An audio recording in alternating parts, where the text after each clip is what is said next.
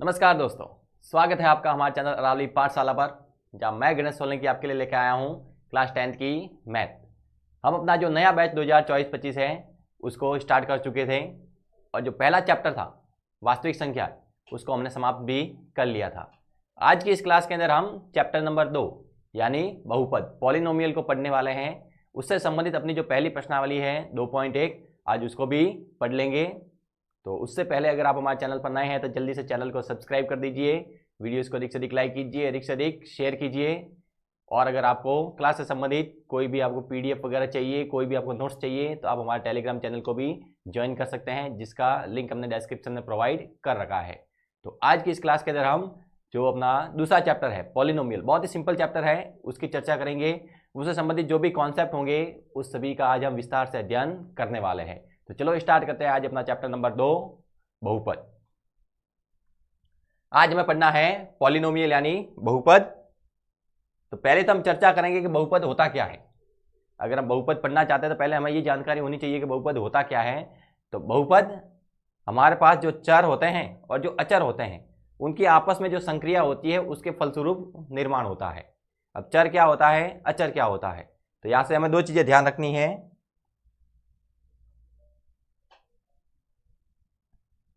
एक तो याद रखना है चर और एक अचर। चर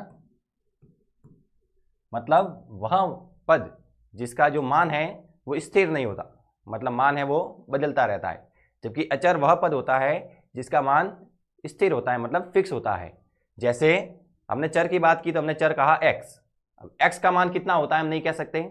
हम कहीं कहीं पर मानते हैं कि x बराबर 0, कहीं पर मानते हैं x बराबर 1, कहीं पर मानते हैं x बराबर 2, कहीं पर मानते हैं x बराबर 5, कहीं पर x बराबर -1, कहीं पर x बराबर 100। इस प्रकार से x के मान अनेक हो सकते हैं, मतलब x का कोई स्थिर मान नहीं है। जबकि अचर हम जानते हैं कि 5 को हम 5 ही लिखते हैं, 5 को हम अपनी मर्जी से 4 नहीं लिख सकते। 10 है उसको 10 ही लिखते हैं, -1 है उसको -1 ही लिखते हैं, 100 है उसको 100 ही लिखते हैं। क्यों? क्योंकि इनके जो मान है वो कैसे हैं, फिक्स हैं। तो ऐसे पद जिनका मान होता है वो फिक्स वो कहलाते हैं अचर, और जिसका फिक्स नहीं होता वो कहलाते हैं चर। तो चर हम कहेंगे अस्थिर मान, जबकि जो अचर हैं उनके मान कैसे होते हैं, स्थिर होते हैं। मतलब चर है वो अपना जो मान है वो बदलता रहेगा, जबकि अचर है वो अपना मान नहीं बदलेगा। हमें क्या करना है, चर व अचर की संक्रिया करनी है।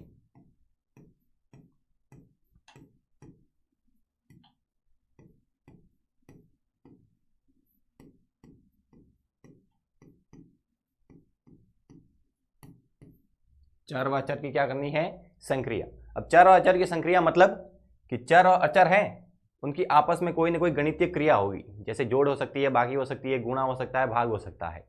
तो उसके फलस्वरूप अपने बहुपद का निर्माण होता है। जैसे चर के अंदर अगर हम बात करें तो चर होता है अपने पास, जैसे x लिख सकते हैं, y लिख सकते हैं, z लिख सकते हैं। ये जो अपने अल्फाबेट टाइप जो पद होते हैं उसको हम बोलते हैं चर। जबकि जो फिक्स वैल्यू होती है, जैसे हमने कहा 1, 0, 5, -3, ये सारे क्या है अपने पास, अचर। इनकी हमें संक्रिया करती है, और संक्रिया के अंदर क्या कर सकते हैं हम, योग कर सकते हैं, व्यवकलन कर सकते हैं,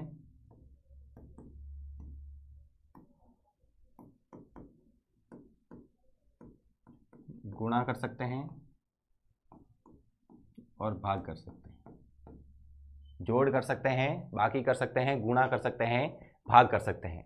अब जोड़ कैसे की, जैसे हम चर और अचर को मिला दे, जैसे x और 1 को मिला दिया तो हमने लिखा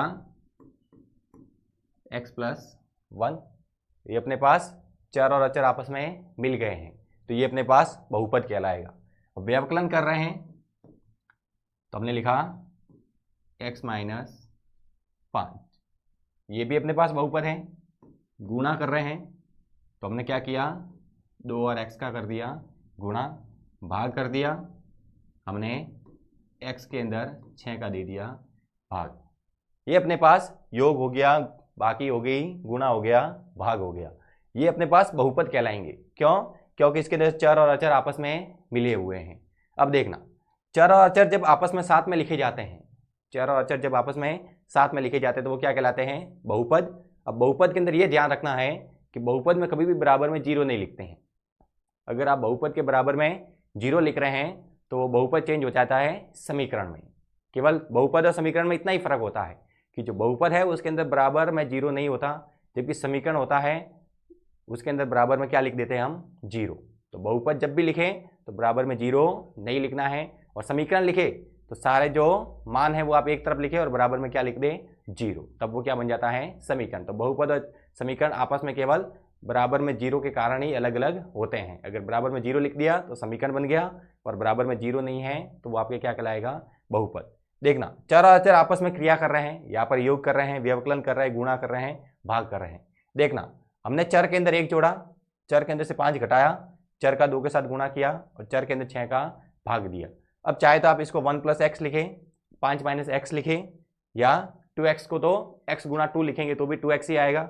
अब देखना, x/6 आप 6/x नहीं लिख सकते।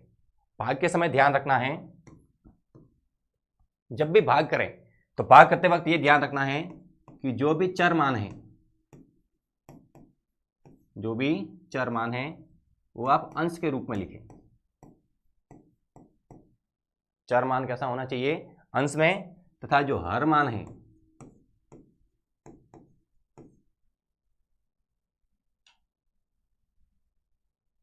जो अचर मान है,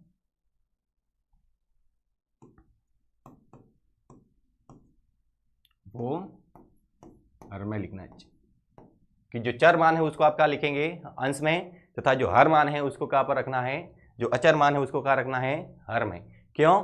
क्योंकि अगर हमने चर मान नीचे रख दिया तो ये चर ऊपर आएगा तो उसकी घात कैसे हो जाएगी? ऋणात्मक। और हमें जो चर है उसकी घात ऋणात्मक नहीं चाहिए, कैसे चाहिए? धनात्मक।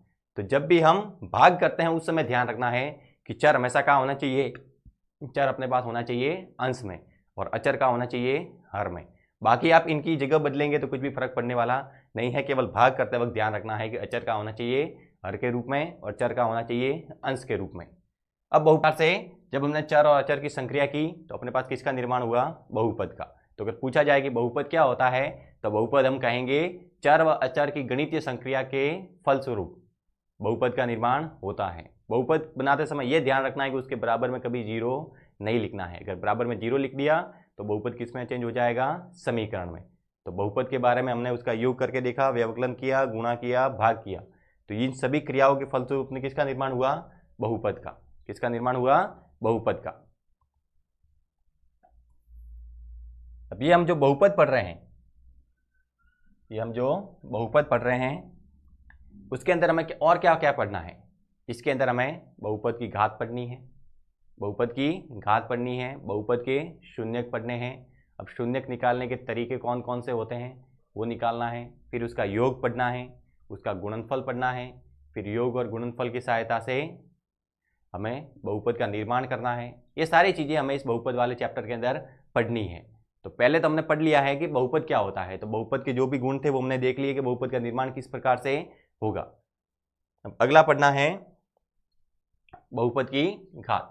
कि बहुपद की घात क्या हो? कि आपके पास चर और अचर की संक्रिया के फलस्वरूप कोई पद बने हुए हैं, उसके अंदर हम उसकी घात क्या बोलेंगे। जैसे मैंने लिखा x+1, सिंपल सा x+1 कि इसकी घात कितनी होगी। तो हमें देखना है कि जब भी आप बहुपद की घात लिखते हैं तो आपको पहले देख लेना है कि उसके अंदर चर राशि कौन सी है। जब हमने इसको देखा तो हमने कहा कि इसके अंदर चर राशि क्या है? x है। चर राशि क्या है? x।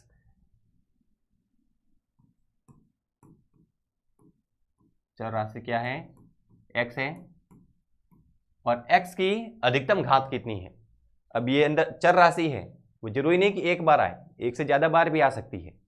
चर राशि जरूरी नहीं कि केवल एक बार आए, एक से ज़्यादा बार भी आ सकती है। अब जितनी भी बार चर राशि आ रही है उन सभी की घात देखनी है कि, और उन घातों के अंदर ये नोटिस करना है कि किस चर की घात अधिकतम है, कि चर की अधिकतम घात कितनी है। तो हमने देखा कि इसके अंदर तो केवल एक ही चर था और वो चर क्या है? x। और उस x की अधिकतम घात कितनी है? यहाँ पर कोई घात लगी हुई नहीं है, मतलब कितनी घात है? एक है। तो चर राशि की जो घात है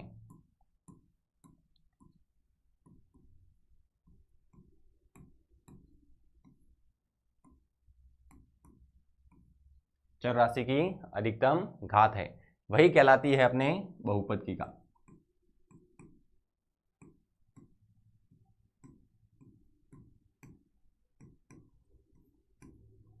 चर राशि की जो अधिकतम घात होती है वही क्या कहलाती है, बहुपद की घात। जैसे इसके अंदर चर राशि की अधिकतम घात कितनी थी, एक थी, तो यहां पर हम कहेंगे एक घात।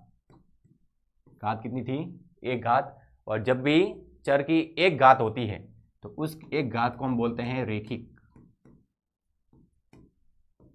क्या बोलते हैं, एकिक। जब किसी चर की घात एक होती है तो वो कहलाता है रेखिक, और ये बहुपद है तो इसको हम बोलेंगे रेखिक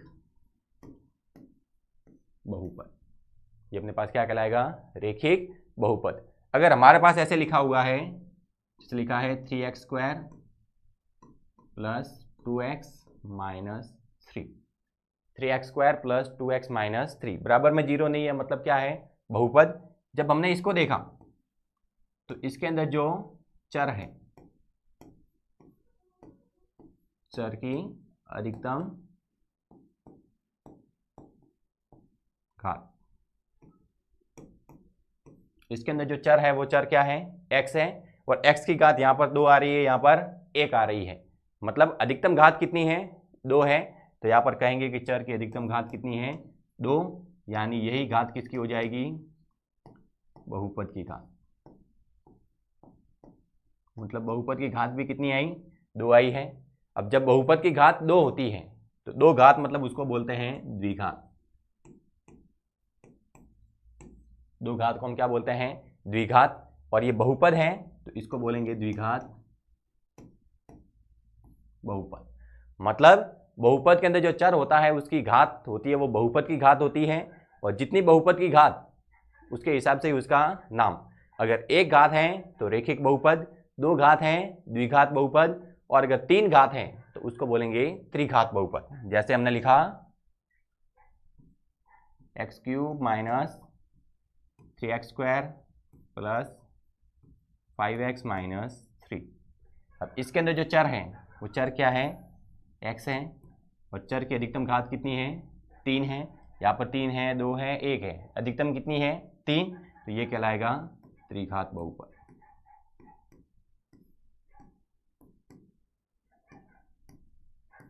क्या कहलाएगा, त्रिघात बहुपद।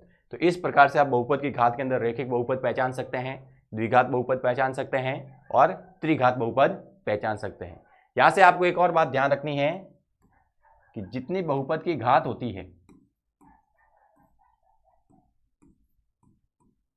जितनी बहुपद की घात होती है उतने ही उसके क्या होते हैं, शून्यक होते हैं। जितनी बहुपद की घात होगी उतने उसके क्या होंगे, शून्यक। अब शून्यक क्या होता है, शून्यक नाम के अंदर ही लिखा है शून्य क से आप समझ सकते हैं करने वाला, यानी शून्य करने वाला। यानी अंदर जो चर मान है, जो चर है उसके ऐसे मान रखने हैं जिसके कारण वो पूरा का पूरा बहुपद क्या हो जाए, 0। चर के अंदर ऐसे मान रखो कि पूरा का पूरा बहुपद क्या हो जाए, 0। तो वो चर के हम जो भी मान रख रहे हैं वो उसको क्या कर रहे हैं, शून्य कर रहे हैं। तो चर के हमने अंदर जो मान रखे हैं वो शून्य करने वाले हैं, इसलिए उनको क्या बोलते हैं, शून्यक। तो अंदर जो भी चर है उस चर के जो भी हम ऐसे मान लिखे जिसके कारण पूरा का पूरा बहुपद क्या हो जाए, 0, वो कहलाते हैं उसके शून्यक। तो लिखेंगे शून्य क्या होता है, चर के ऐसे मान जो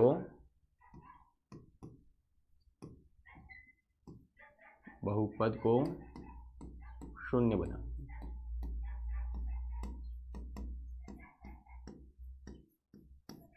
चर के ऐसे मान जो बहुपद को क्या बना दे, शून्य। और शून्य बना रहे मतलब शून्य कहलाएंगे। और जितनी चर की अधिकतम घात होगी वो बहुपद की घात, और जितनी बहुपद की घात उतने उसके शून्यक। तो यहां से अगर हम लिखें कि जैसे x की घात 5 तो x की घात 5 माइनस 3x² प्लस 3, कि ये जो बहुपद है इसकी घात कितनी है, तो इसकी हम घात कितनी बोलेंगे, 5। घात कितनी है, 5, यानी इसके जो शून्यक होंगे वो भी कितने निकलेंगे, इसके जो शून्यक होंगे वो भी कितने निकलेंगे, 5। तो यहाँ से हमें ध्यान रखना है कि जो बहुपद होता है वो चर और अचर की आपस में संक्रिया द्वारा बनता है। हमें चर की घात देखनी है कि जो अपने पास बहुपद है उसके अंदर चर कौन कौन से हैं, और जो भी चर है उस चर की अधिकतम घात देख लेनी है। अब चर की जितनी अधिकतम घात उतनी बहुपद की घात, और जितनी बहुपद की घात आएगी उतने उस बहुपद के क्या निकलेंगे, शून्यक।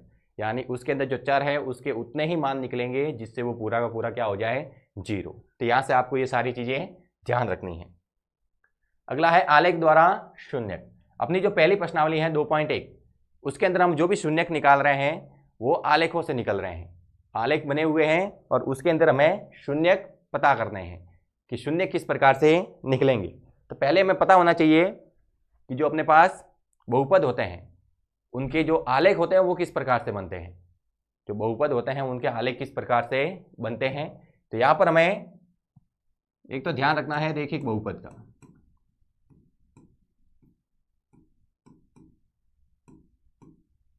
रेखिक बहुपद का, और एक याद रखना है द्विघात बहुपद का। अब जो रेखिक बहुपद है अपने पास, जो रेखिक बहुपद है उसका जो ग्राफ बनता है वो एक सरल रेखा होती है। रेखिक बहुपद का जो ग्राफ होता है वो कैसा होता है, एक सरल रेखा, एक सीधी रेखा होगी। जबकि द्विघात बहुपद है तो उसके लिए जो ग्राफ बनता है वो बनता है परवलय। ग्राफ कैसा बनता है, परवलय का। मतलब अगर रेखिक बहुपद की बात करें तो जैसे ये अपने एक्स अक्ष है, ये अपने पास वाई अक्ष है, तो इसके लिए एक सरल रेखा बनेगी। हो सकता है वो रेखा ऐसे बने, या फिर हो सकता है वो रेखा इस प्रकार से बने, या फिर हो सकता है कि वो रेखा इस प्रकार से बने। कुछ भी रेखा बन सकती है, लेकिन वो एक सीधी रेखा होगी, एक प्लेन लाइन होगी, एक सरल रेखा, स्ट्रेट लाइन। तो कोई भी जो रेखिक बहुपद है उसके लिए जो ग्राफ बनेगा वो कैसा बनेगा, सरल रेखा के रूप में बनेगा।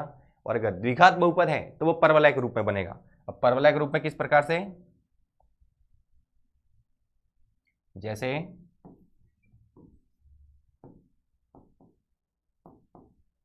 ये एक्स अक्ष है और ये वाई अक्ष है। परवलय के रूप में किस प्रकार से, हो सकता है कि वो इस प्रकार से बने, या फिर हो सकता है कि वो इस प्रकार से बने। किसी भी प्रकार से बन सकता है, लेकिन जो आकृति है वो आपको यू शेप में नजर आएगी। कौन से शेप में, यू शेप में। अब जैसे यू शेप है तो समझ लेना है कि वो द्विघात बहुपद है, क्योंकि जैसे ही इसको हम यू शेप में बनाते हैं, जैसे ही इसको यू शेप में बनाते हैं, होता क्या है कि ये वाला जो एक्स अक्ष है इसको ये कितनी बार काट रहा है, 2 बार। इधर भी एक्स अक्ष को कितनी बार काट रहा है, 2 बार। अब देखना, अब जो बहुपद होगा उसके अंदर जो चर होगा, अगर वो एक्स है, बहुपद के अंदर अगर चर क्या है, एक्स, चर क्या है, एक्स है। जब चर एक्स होता है तो हमें एक्स अक्ष को देखना है।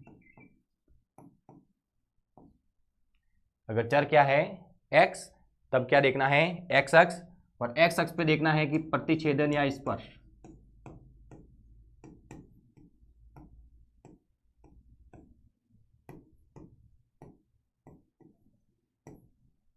अगर चर अपने पास क्या है, एक्स है, तो हमें देखना है एक्स अक्ष कि जो एक्स अक्ष है उसका कितनी बार प्रतिच्छेदन हो रहा है या कितनी जगह पर वो स्पर्श हो रहा है, उतने ही उसके क्या कहलाएंगे, शून्य। उसके क्या कहलाएंगे, शून्य। अगर द्विघात है तो वो 2 बार काटेगा। हो सकता है त्रिघात हो और चर का अंदर भी मान है वो एक्स के रूप में दिया हुआ है, तो अंदर जो एक्स अक्ष है उसको वो परवलय है वो 3 बार काटेगा। उसका जो वक्र बनेगा वो उसको कितनी बार काटेगा, 3 बार। अब यहाँ पर एक और 2 जगह काट रहा है। ये अपने पास एक्स अक्ष है, ये अपने पास वाई अक्ष है। अगर मैं कहता हूं कि मेरे पास जो बहुपद है, बहुपद है y बराबर p ऑफ x, मतलब जो पॉलिनोमियल बहुपद लिखा हुआ है वो किसके रूप में लिखा हुआ है, एक्स के रूप में। मतलब चर का मान क्या है, एक्स है, तब एक्स अक्ष को देखना है कितनी जगह पे प्रतिच्छेद कर रहा है या स्पर्श कर रहा है, तो 1 और 2। तो इसके जो शून्यक होंगे वो कितने होंगे, 2। इसके भी शून्य कितने होंगे, 2। अगर ऐसा बनाते हैं हम,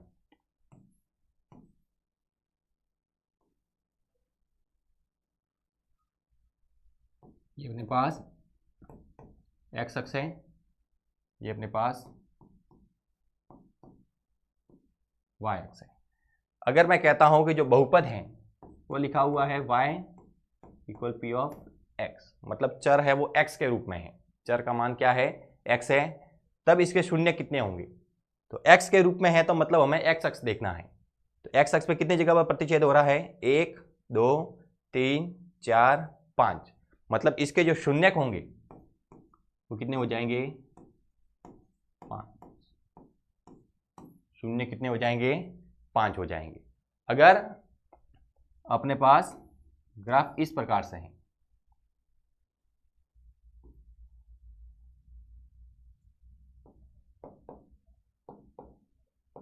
ये एक्स अक्ष, ये वाई अक्ष, और अब की बार हमको कहा है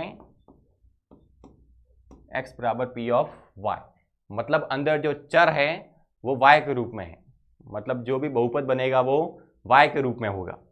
तब हमें y अक्ष देखना है, तो y अक्ष पे कितनी जगह प्रतिच्छेद कर रहा है, 1 2 3, तब इसके शून्य कितने हो जाएंगे, 3। मतलब जब चर x है तो x अक्ष देखना है, और x अक्ष का प्रतिच्छेदन या स्पर्श कितनी जगह पर हो रहा है उतने उसके क्या होंगे, शून्यक। और उसका उल्टा, अगर चर y है तो y अक्ष देखेंगे, और y अक्ष पर देखना है प्रतिच्छेदन या स्पर्श कितनी जगह पर हो रहा है उतने उसके क्या निकालेंगे, शून्यक। अब प्रतिच्छेद भी हो सकता है और स्पर्श भी कर सकता है, स्पर्श कर रहा है तो भी वो उसका शून्यक है, प्रतिच्छेद कर रहा है तो भी वह उसका शून्यक है। जैसे उदाहरण है अपने पास कि नीचे दी गई आकृति में ग्राफों को देखना है, प्रत्येक आकृति y बराबर पी एक्स, मतलब अंदर जो चर है वो क्या है, x है। चर क्या है अपने पास, x है, जहां पी एक्स एक बहुपद है उसका ग्राफ है, ग्राफ से प्रत्येक के लिए पी एक्स के शून्यकों की संख्या ज्ञात कीजिए। अब जो चर है वो x के रूप में है, तो हमें x अक्ष देखना है कि x अक्ष का कितनी जगह पर प्रतिच्छेदन हो रहा है या फिर कितनी जगह पर स्पर्श हो रहा है। जैसे हम पहली आकृति देखते हैं तो ये एक स्ट्रेट लाइन है, क्या है, स्ट्रेट लाइन है। अब ये कितनी जगह पर x अक्ष को काट रही है, ये एक जगह पर काट रही है, मतलब इसका जो शून्यक होगा वो कितना होगा, एक शून्यक होगा। कितना शून्यक होगा, एक। कारण क्या लिखेंगे, x अक्ष का एक स्थान पर प्रतिच्छेदन हो रहा है।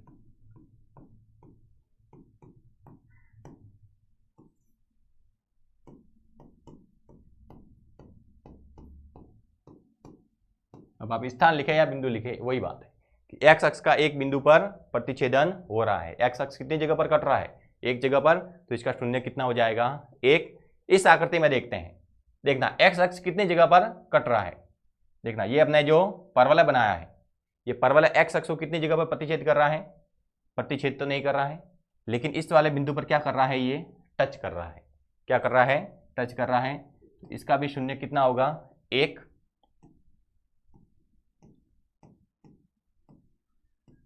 यहां पर देखना, अगर ये नीचे से गुजर जाता, अगर ये इस प्रकार से होता कि ये जो इधर से ऐसे, तो एक और दो, कितने शून्य होते हैं, दो। लेकिन ये इस प्रकार से नहीं जा रहा है, ये केवल आ रहा है और इस जगह पर टच करके ऊपर चला जा रहा है, तब यहाँ पर शून्य कितना होगा, एक। और यहाँ पर शून्य कितने होंगे, दो। यहाँ पर ये केवल टच करके जा रहा है तो हमने शून्य कितना कहा, एक। कारण क्या लिखोगे, एक्स अक्ष को एक बिंदु पर स्पर्श कर रहा है।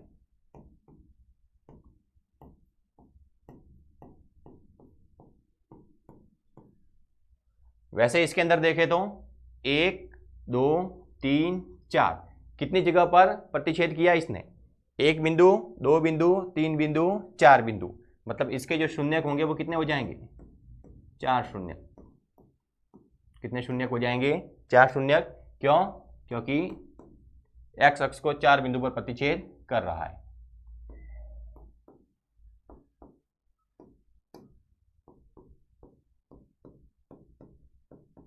एक्स अक्ष को 4 बिंदु पर प्रतिच्छेद कर रहा है। ये जो परवलय है वो कितनी जगह पर प्रतिच्छेद कर रहा है? 4 जगह पर। आगे और है, अब इसके अंदर बताना है ये एक्स अक्ष को कितनी जगह पर प्रतिच्छेद कर रहा है? ये एक्स अक्ष को केवल एक जगह पर प्रतिच्छेद कर रहा है। तो इसका जो शून्यक होगा वो कितना हो जाएगा? 1।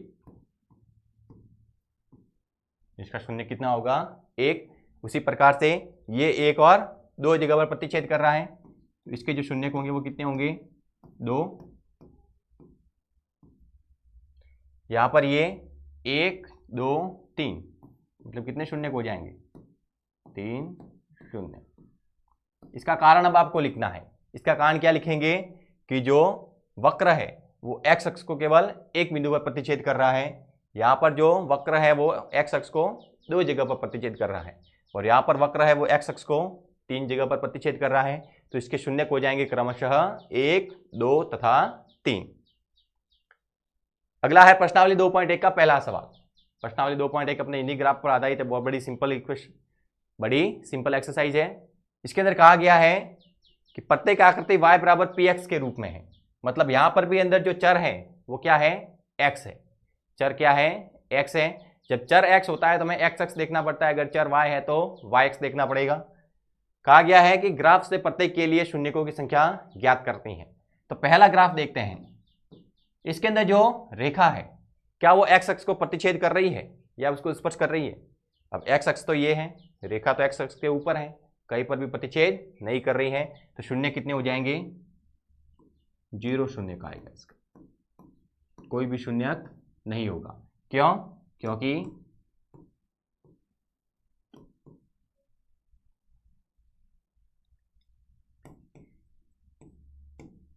एक्स अक्ष का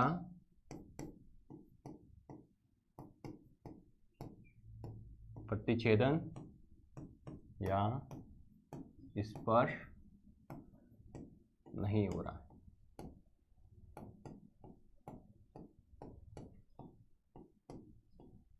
एक्स अक्ष को न तो ये वाली रेखा प्रतिच्छेद कर रही है न ही स्पर्श कर रही है। अगर इसकी बात करें तो एक्स अक्ष को एक जगह पर प्रतिच्छेद कर रहा है, तो इसका जो शून्यक होगा वो कितना हो जाएगा? 1 हो जाएगा। इसके अंदर देखें 1 2 3, कितनी जगह पर स्पर्श किया? 3 जगह पर। तो शून्य कितने हो जाएंगे? 3। कितने शून्य आ जाएंगे? 3 आ जाएंगे। उसी प्रकार से यहाँ पर अगर हम शून्य देखने जाएं तो 1 और 2 जगह पर प्रतिच्छेद कर रहा है, मतलब शून्य कितने हो जाएंगे? 2। अगर यहाँ पर बात करें तो 1 2 3 4, कितनी जगह पर प्रतिच्छेद किया? 4 जगह पर। तो शून्य कितने हो जाएंगे? 4। यहां पर देखना 1 2 3, यहां पर भी ये स्पर्श कर रहा है, यहां पर भी स्पर्श कर रहा है। अगर प्रतिच्छेद नहीं भी करता, केवल टच करता है, तो भी वो क्या कहलाता है? शून्यक। तो यहां पर कितने हो जाएंगे? 1 2 3। तो इसके कितने शून्यक लिखोगे? 3 शून्यक। क्यों? क्योंकि जो वक्र है वो एक जगह पर प्रतिच्छेद कर रहा है, 2 जगह पर स्पर्श कर रहा है।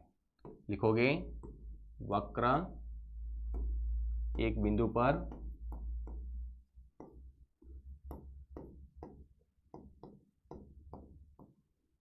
प्रतिच्छेद व 2 बिंदु पर स्पर्श कर रहा है। तो यहां पर शून्य हो जाएंगे 2, यहां पर हो जाएंगे 4, और यहां पर हो जाएंगे 1 2 और 3। देखना ये हमने जो भी बहुपद पढ़े हैं उसके अंदर जो चर था वो क्या था? x। अगर चर y होता तब इनके शून्य क्या लिखते हम? तब इसका शून्य होता अपने पास 1, क्योंकि y x को एक जगह पर प्रतिच्छेद कर रहा है। यहां पर भी कितना होता? 1, यहां पर 0, यहाँ पर हो जाता अपने पास 1, यहाँ पर भी होता 1, यहाँ पर भी होता 1। तो देखना है कि जो बहुपद है उसके अंदर चर क्या है, और चर आपको लिखा जाएगा p के साथ में। p मतलब बहुपद, और p के साथ में x लिखा है, मतलब बहुपद के अंदर जो चर है वो क्या है, x है। अगर यहाँ पर लिखा होता x बराबर p ऑफ y, इसका मतलब अंदर जो चर राशि है वो क्या है, y है। तब हम yx को देखते हैं कि yx का कितनी जगह पर प्रतिच्छेदन हो रहा है, कितनी जगह पर स्पर्श हो रहा है। तो अगर लिखा हुआ है y बराबर p ऑफ x, तो हम अंदर जो चर है वो x है, और लिखा हुआ है x बराबर p ऑफ y, यानी जो चर है वो y है। अंदर जब चर x है तो x का प्रतिच्छेदन या स्पर्श देखना है, और चर अगर y है तो yx का स्पर्श या प्रतिच्छेदन देखना है। जितनी जगह पर जो वक्र है वो काटेगा, हाँ, उतने ही उसके शून्यक होंगे।